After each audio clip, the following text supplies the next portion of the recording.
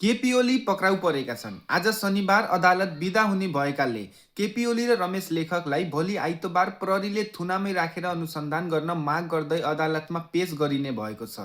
बालेनको मन्त्री परिषद: बालेन शाह प्रधानमन्त्री, रक्षा मन्त्री र उद्योग मन्त्री, सोनिम वाङले अर्थमन्त्री, शिशिर खनाल परराष्ट्र मन्त्री, सुदन गुरुङ गृह मन्त्री, शोभिता गौतम कानुन मन्त्री, प्रतिभा रावल सामान्य प्रशासन, गणेश पौडेल पर्यटन मन्त्री, दीपक शाह श्रम मन्त्री, गीता चौधरी कृषि मन्त्री, सीतावादी महिला बाल बालिका मन्त्री, विक्रम तिमल साना संचार मन्त्री, सुनिल लम्साल भौतिक मन्त्री, सुस्मित पोखरेल शिक्षा मन्त्री, विराज भक्त श्रेष्ठ ऊर्जा मन्त्री, निशा मेहता स्वास्थ्य तथा जनसङ्ख्या मन्त्री। कस्तो लाग्यो त तपाईहरूलाई बालेन शाहको मन्त्री परिषद?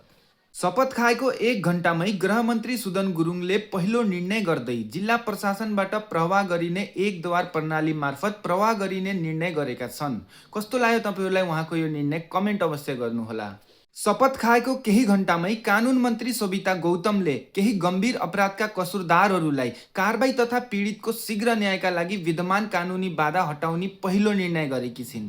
नेपालले नयाँ प्रधानमन्त्री पाएको छ। देशको नवनियुक्त प्रधानमन्त्री बालेन शाहले शपथ ग्रहण गरेका छन्। 35 वर्षीय बालेन शाह अब नेपालको 43औं प्रधानमन्त्री बनेका छन् भने शपथपछि उनले रक्षा मन्त्रालय समेत आफै सम्हाल्ने निर्णय गरेका छन्। यससँगै देशको राजनीतिमा नयाँ अध्याय सुरु भएको मानिएको छ र सबैजनाले बालेन शाहलाई बधाई दिन नबिर्सिनुहोला। पूर्व प्रधानमन्त्री पक्राउ परेपछि गृहमन्त्री सुदन गुरुङको कडा गर्जन। रातभर ननिदाई गरिएको सफल अपरेसनपछि उनले स्पष्ट पार्दै भने, कानुनभन्दा माथि कोही छैन, यो प्रतिशोध होइन, न्यायको सुरुवात हो।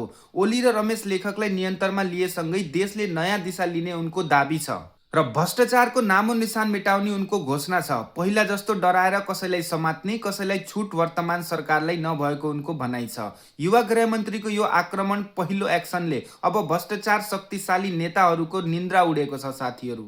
शिक्षा मन्त्री स्मित पोखरेलले शपथ खाए लगातै प्राइभेट बोर्डिङ स्कुलहरूले गरिब जनता लुटिरहेको बोर्डिङलाई तत्काल खारेज गरी सरकारी स्कुल नै राम्रो बनाउने भएका छन्।